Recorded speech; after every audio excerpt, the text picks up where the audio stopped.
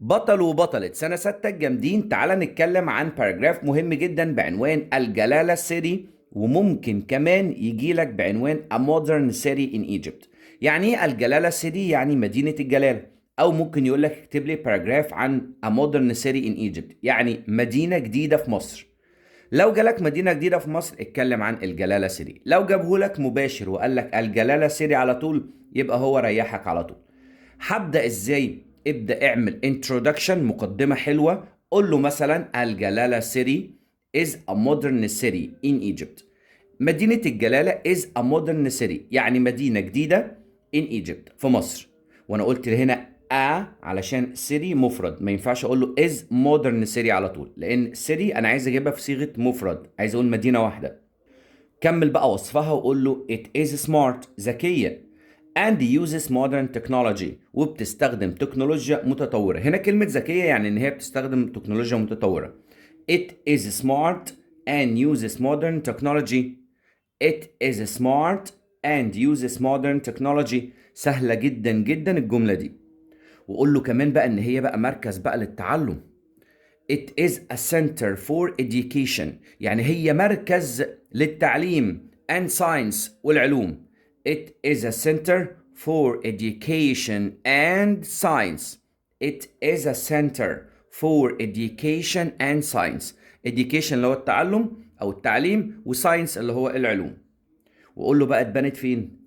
It was built، اتبنت on على الجلالة بلاتو، على هضبة الجلالة. هضبة يعني بلاتو. It was built on الجلالة بلاتو. مفهوش مشكلة لحد دلوقتي. وقول له بقى ان هي كانت جزء بقى من خطة قومية لتقليل الازدحام. It was part of.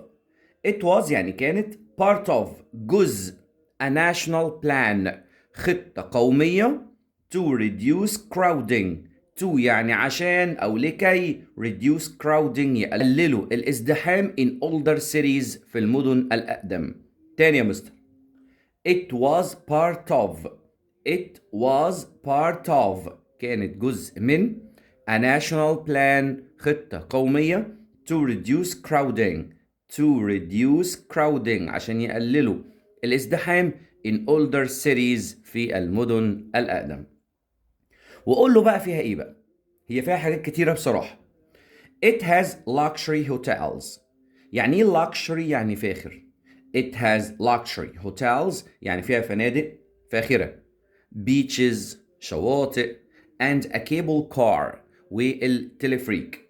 بص خد بالك ان انت لما بتيجي تعدد كذا حاجة ما بتقعدش تكتب and لا.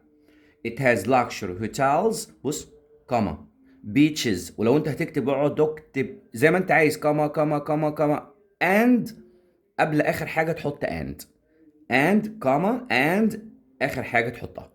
يبقى تاني it has luxury hotels يعني فيها فنادق فاخرة، beaches and a cable car. واقول له بقى ان الطلبة بقى بيروحوا هناك عشان يتعلموا بقى الهندسة بقى والطب والحاجات الجميلة دي. students go، الطلاب بيروحوا there. يبقى students go there بيروحوا هناك. كلمة there هنا يعني هناك. to study عشان يدرسوا medicine engineering and more. medicine اللي هو الطب، engineering الهندسة and more وأكتر. واختم وقول له I want to live there. أنا عايز إن أنا أعيش هناك. I want to live there. وبكده يا بطل الموضوع بقى سهل أعتقد بالنسبة لك، وإن شاء الله إن شاء الله معاكم لحد آخر السنة.